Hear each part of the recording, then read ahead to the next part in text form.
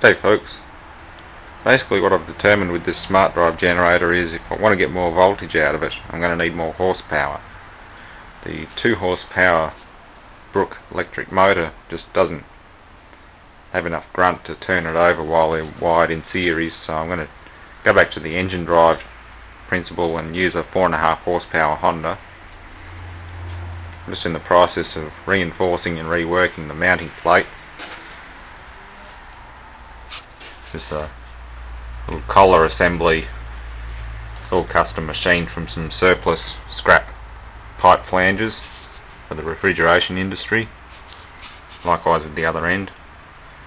I've never really recovered the aluminum bush from one of the plastic washing machine drums, and even then they're still a bit flimsy to be using something like this.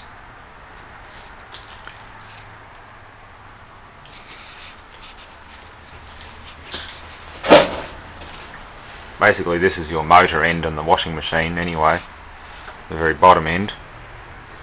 There's a nut to prevent axial play on the shaft, however the other end does not have a thread or provision for a retaining nut, and it relies on this little thrust washer that I've machined up out of aluminium to prevent the shaft from drifting axially while the machine's running. Basically all I'm going to do now is just double check my bolt tensions. Maybe pop a few more welds on this flange here.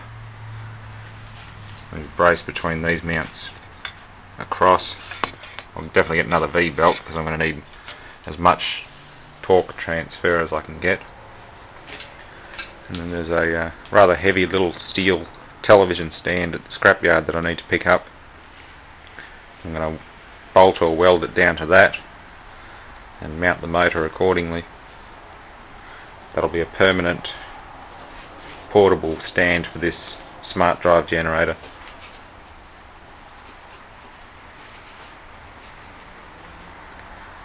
Along with the new microwave transformers that I picked up today, I'll try and create a rather impressive high voltage power supply with it.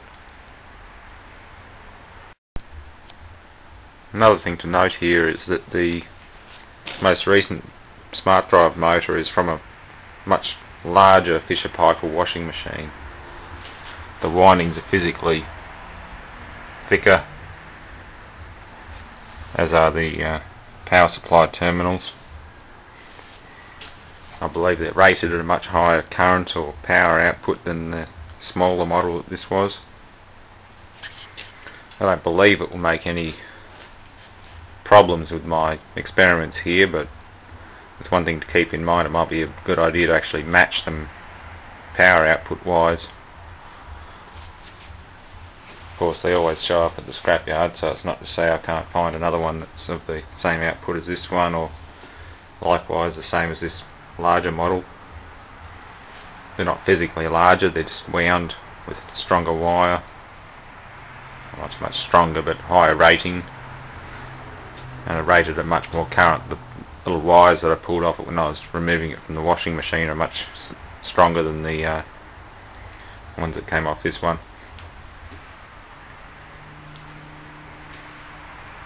Although it looks like a fairly simple setup, I can't imagine anybody being able to do this without a lathe.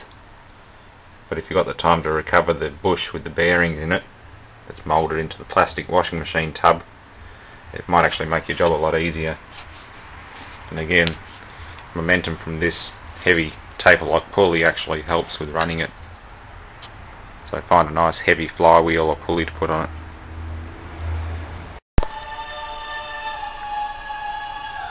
One thing to note when working on or welding around a Smartdrive unit, it's always good to do your best to protect the stators from any kind of sparks or other material that may damage them.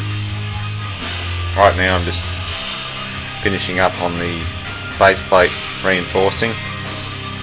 The more rigid this is, the more horsepower I can put through it without it twisting and carrying on. One of the problems with the last one was that the base plate was too flimsy and the fixed magnet outer rotor would contact the steel stator on here. create a bit of a clattering sound, and I don't know if there's any permanent damage, but it's not desirable obviously. Next up for this is a good coat of paint in preparation for mounting on the steel frame with the motor. This is the finished Tandem Smartdrive unit. I've used high temperature paint on this one. I don't actually have any regular flat black left, so I've used this engine block paint. Still works just the same. It'll take a little longer to cure. It's the same paint that I've done the Honda engine block with, so it should come up looking pretty good. All I need now is another V-belt and a little steel stand to mount them on.